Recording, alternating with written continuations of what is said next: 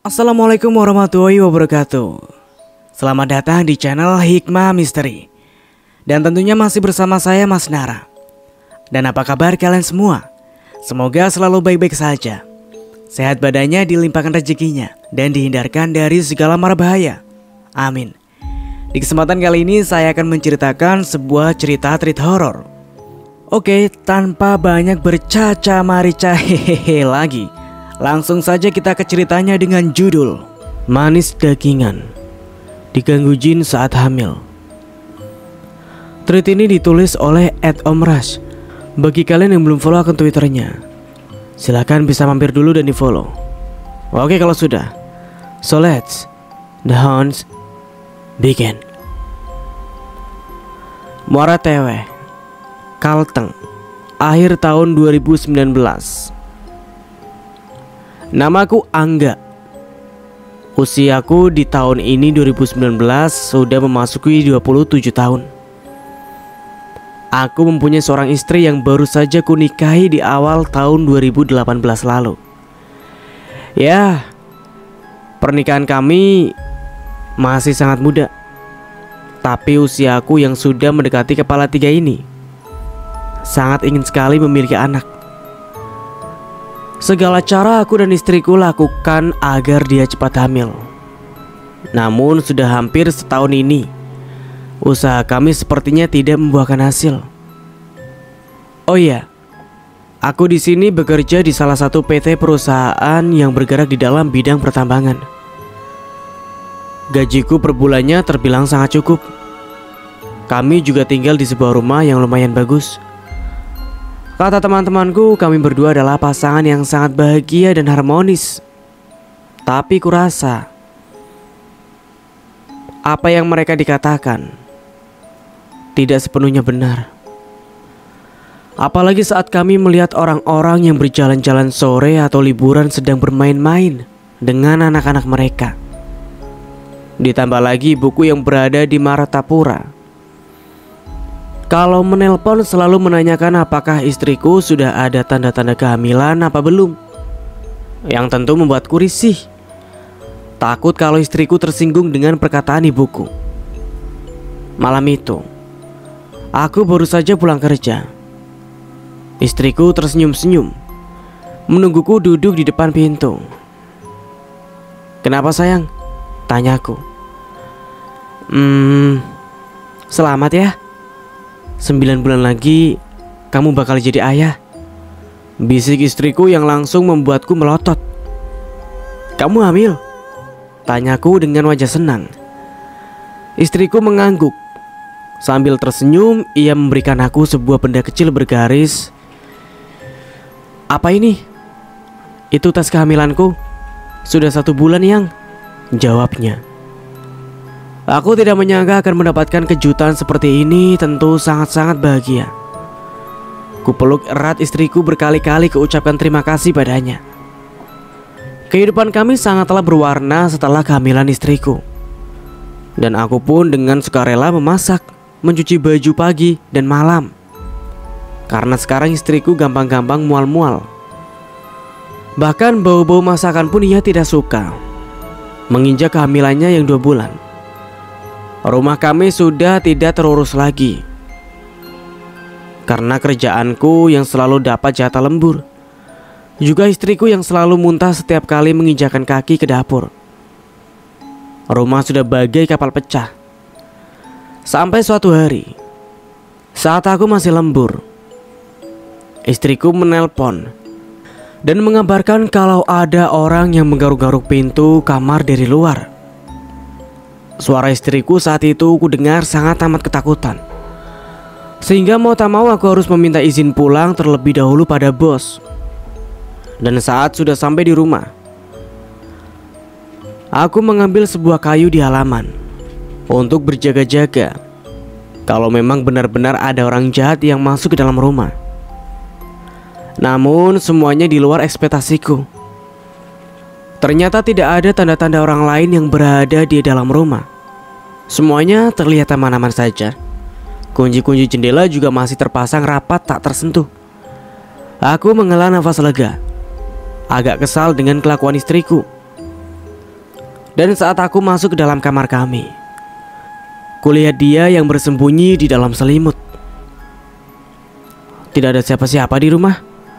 Mungkin itu hanya halusinasimu saja. Lain kali jangan seperti itu lagi ya.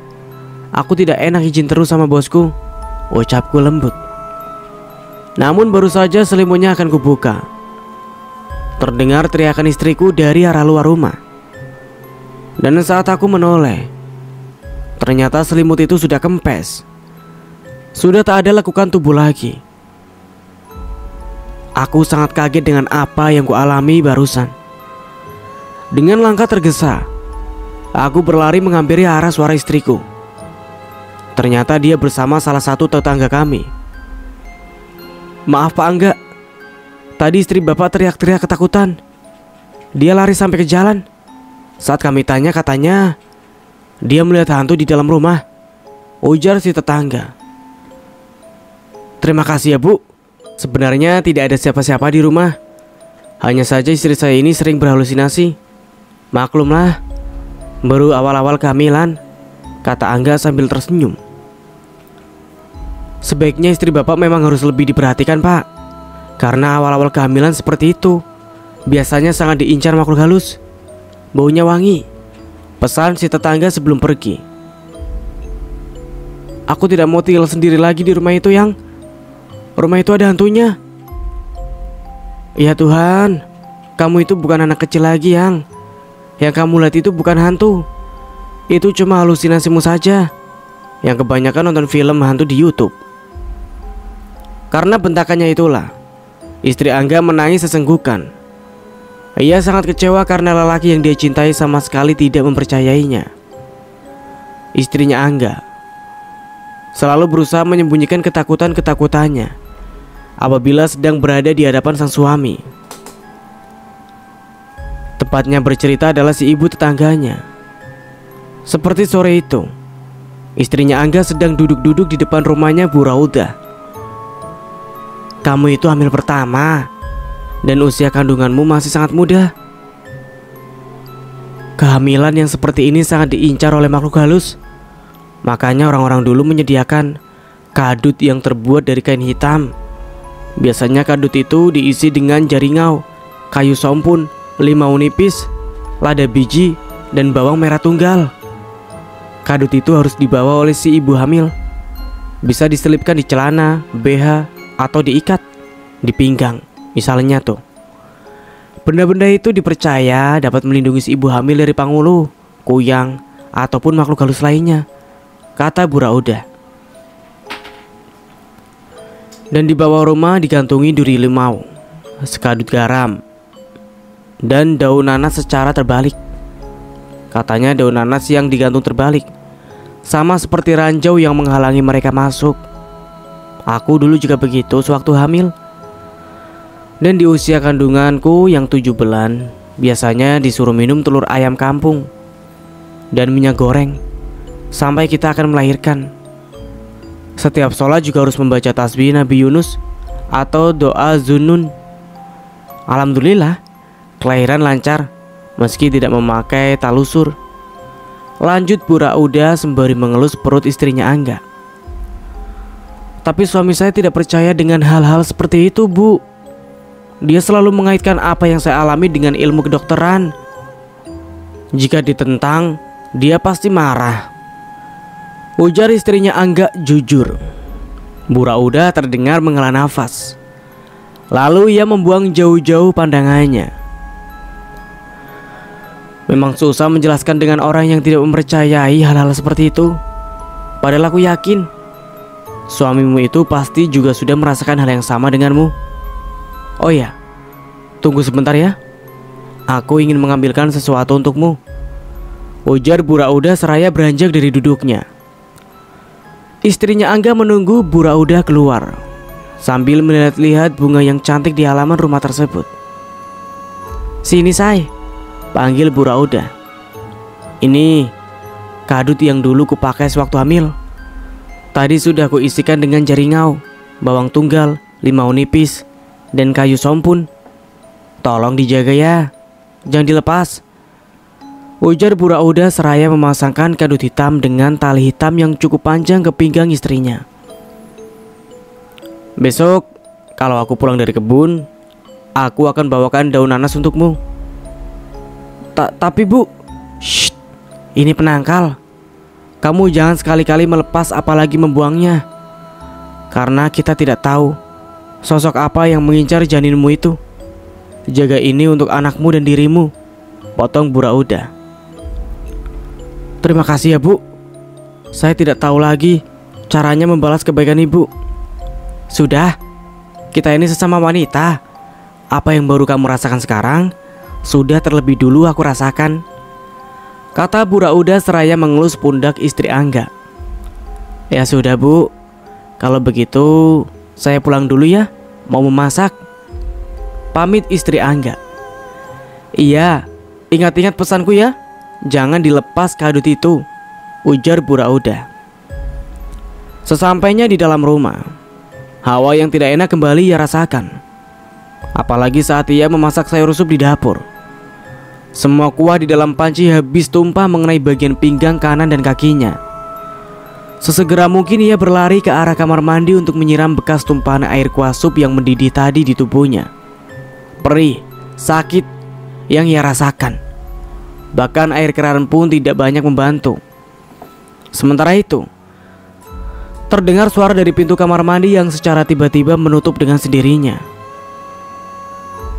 Belum hilang rasa kagetnya. Sebuah wajah memantul di cermin, membuat istrinya Angga langsung berteriak ketakutan. Angga yang baru saja sampai di rumah, seketika kaget mendengar teriakan istrinya yang berasal dari kamar mandi. Brak! Saat pintu terbuka, terlihat istrinya yang sedang duduk dengan kedua tangan yang menutup mata. Ia menangis sesenggukan dengan nafas yang berat. Ada apa ini, Yang? Tanya Angga seraya membantu istrinya berdiri. Kok bau sup? Aku ketumpahan sup panas. Tadinya aku mau masak untukmu. Angga menghela nafas. Kan aku sudah bilang, kalau tidak sanggup memasak ataupun bersih-bersih rumah, jangan dilakukan. Yang ada kamu bisa sakit, Yang. Aku tidak mau anak kita kenapa-napa. Lain kali jangan lagi ya. Besok aku akan minta tolong istri temanku untuk menemanimu di rumah. Sebelum ART kita cari ketemu, ujar Angga.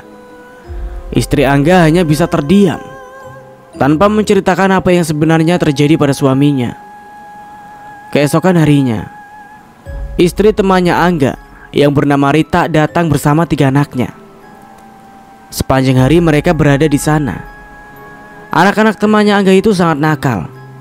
Mereka bahkan sudah beberapa kali dalam sehari memecahkan kaca lemari dan alat-alat makan milik istrinya Angga. Ibunya yang melihat kenakalan anak-anaknya hanya menegur sedikit-sedikit, dan ia lebih asyik dengan handphonenya untuk berselfie ria. Menjelang Isya, mereka pulang dengan dijemput oleh suaminya yang merupakan teman kerja dari Angga. Aku tidak mau lagi mereka datang kemari. 4 piringku mereka pecahkan. Kaca lemari dapur juga pecah karena ulah anak-anak itu, ujar istri Angga. Wajarlah, Yang. Namanya juga anak-anak. Biarkan sajalah, kan masih bisa diganti, ucap Angga sembari meminum segelas air putih. Hah? Wajar? Wajar kalau cuma anak-anak itu yang ada di sini sendirian. Ini ibunya juga ada di sini, tapi tidak menegur sedikit pun dengan kelakuan anak-anaknya. Malah asyik main HP dan telepon-teleponan, ujar istrinya Angga. Aku lebih baik duduk sampai malam di rumah Bu Rauda menunggu kamu pulang, ketimbang harus bersama istri temanmu itu, ketus istrinya Angga. Bu Rauda lagi.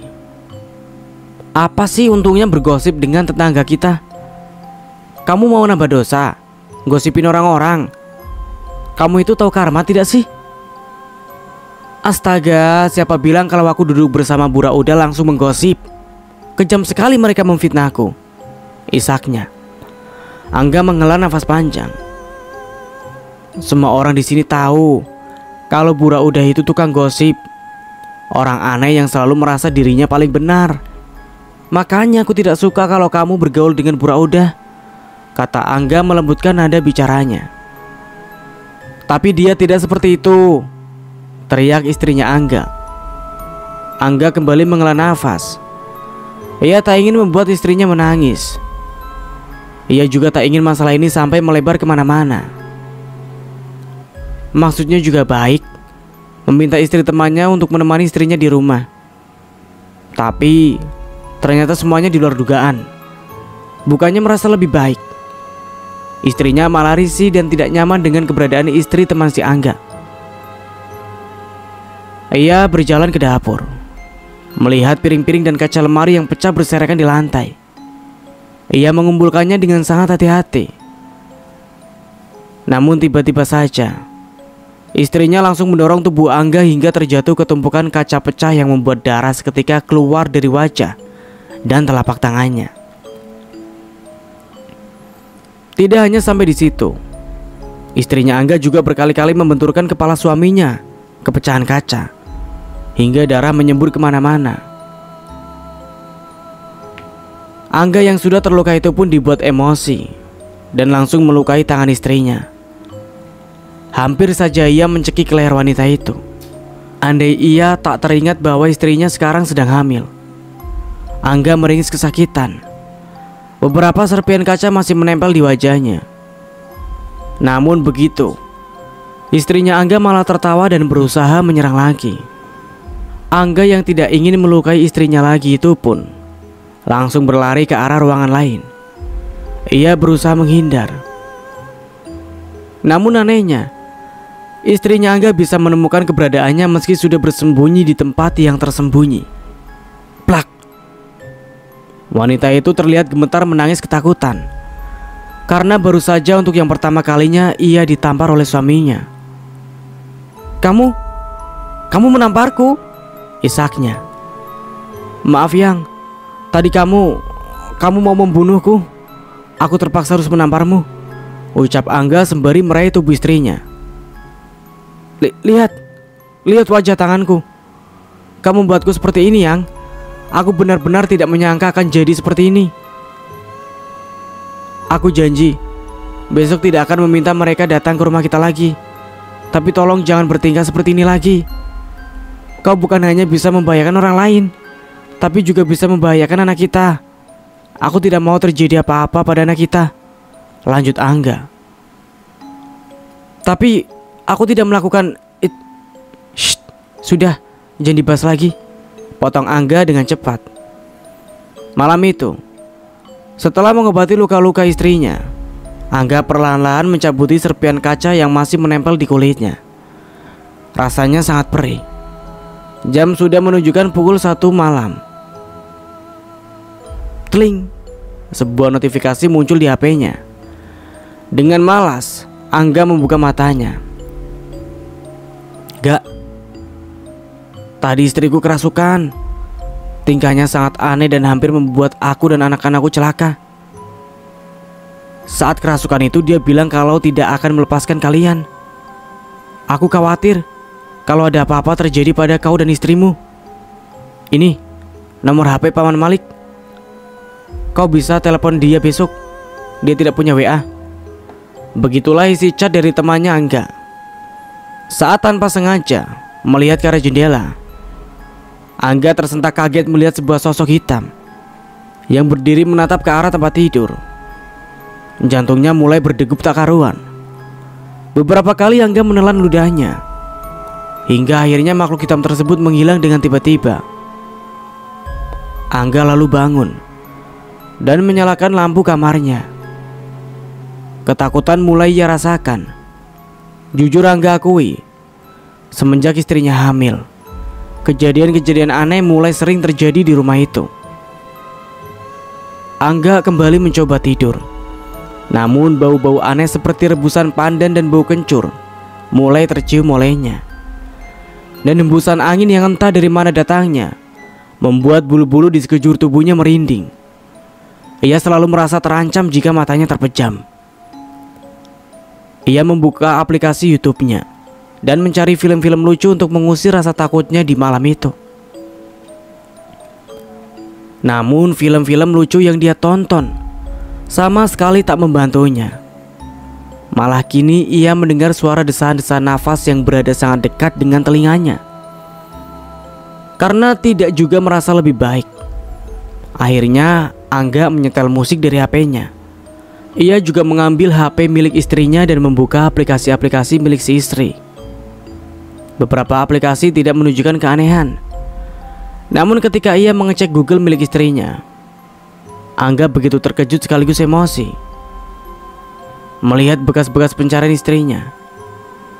Banyak sekali urutan pencarian tentang apa itu makhluk halus, jin dan setan juga iblis di sana. Untuk apa dia mencari tahu masalah yang beginian? Gumam Angga. Kret. Tuk tuk tuk tuk. Terdengar suara derit pintu yang terbuka dan sebuah benda yang seperti dilempar dan memantul di lantai. Angga mengurungkan niatnya untuk memeriksa keluar kamar. Ketika ia kembali melihat sebuah bayangan di bawah pintu, Angga benar-benar menjadi seorang penakut malam itu. Pukul 4 subuh, barulah Angga bisa memejamkan matanya. Dan alhasil, akhirnya ia bangun kesiangan. Kamu tidak usah memasak ya. Nanti malam aku bisa beli makanan di warung. Kalau kamu takut di rumah sendirian, kamu bisa ke rumah Bu Raudah, pesan Angga pada istrinya. Sekitar pukul 3 sore, istrinya Angga pergi ke rumah Bu Raudah. Maaf ya, aku belum ke kebun, jadi daun nanasnya belum ada. Tidak apa-apa Bu, santai aja. Oh ya, ini sepertinya bunga baru Bu. Iya, kemarin beli di Facebook. Bunganya bagus-bagus, puji istrinya Angga seraya memegang salah satu kelopak bunga yang baru dibeli oleh Bu Raudah. Dan keanehan pun terjadi. Bunga yang dipegang oleh istrinya Angga tiba-tiba rontok. Astaga, aduh, maaf Bu, kelopak bunganya lepas. Tidak apa-apa, nanti juga tumbuh lagi. Kamu sudah makan? Tanya Bu Raudah sambil tersenyum. Saya masih tidak nafsu makan Bu, apalagi kalau Angga membeli makanan yang berminyak-minyak. Melihatnya saja saya langsung muntah. Sama, aku juga dulu begitu waktu hamil anak perempuanku.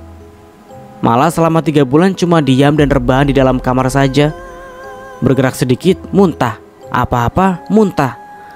Sampai lemah sekali badan kalau bangun. Sekitar pukul 6 sore, istrinya Angga pamit pulang.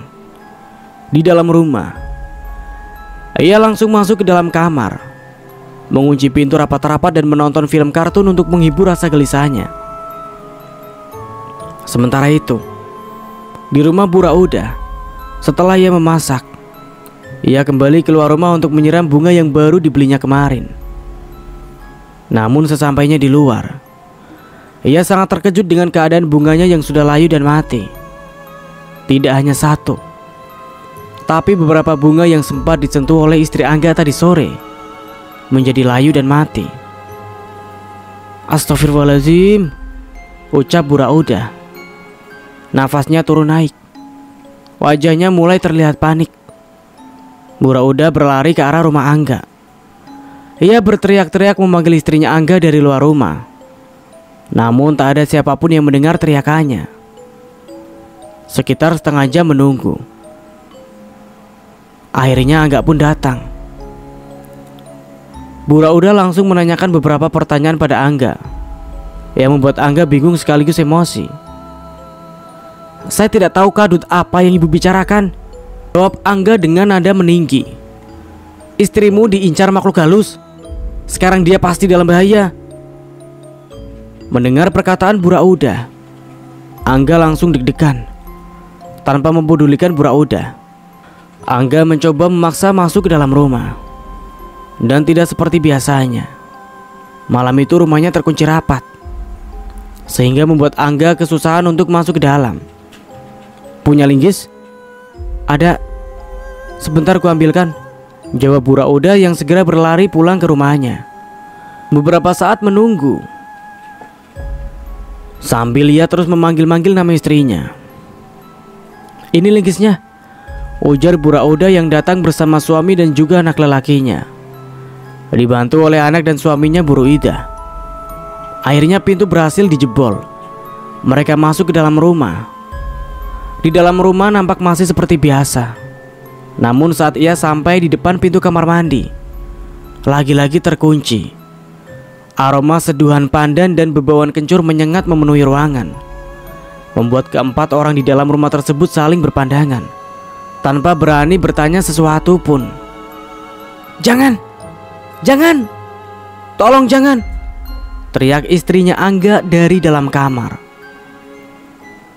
"Tolong, kamu panggilkan Pak Haji Muin. Suruh beliau kemari, cepat!" ujar Bu Rauda menyuruh anaknya. Dan dengan sigap, pemuda tersebut langsung berlari keluar rumah. Sementara itu, Angga dan suami Bu Rauda berusaha membuka pintu kamar. Pikiran Angga benar-benar sangat kacau malam itu. Jeritan dan erangan ketakutan dari istrinya menambah emosinya. Brak! Pintu kamar roboh. Terlihat di sudut ruangan istrinya. Angga duduk dengan bagian kepala dan wajah yang penuh darah. Nampaknya ia terluka saat berusaha keluar melalui jendela. Tubuhnya gemetar. Nafasnya berat terdengar. Sementara itu, di luar, anak Bu Rauda sudah berhasil menjemput Pak Haji Muin, lelaki tua dengan peci hitam dan badan yang sudah agak bungkuk. Itu digandeng oleh anak Bu Rauda untuk masuk ke dalam rumah. Sesampainya di depan rumah, raut wajah Haji Muin nampak terkejut. Lelaki tua tersebut nampak berzikir dan berkali-kali mengucap istighfar.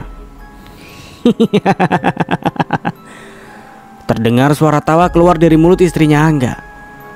"Aku tidak akan pergi sebelum janin yang dia kandung ini lahir." "Apa urusanmu dengan anakku, dasar setan?" bentak Angga. "Siapa tuanmu yang mengirimmu kemari?" tanya Haji Muin nyaris tanpa emosi, sembari mulutnya masih berzikir.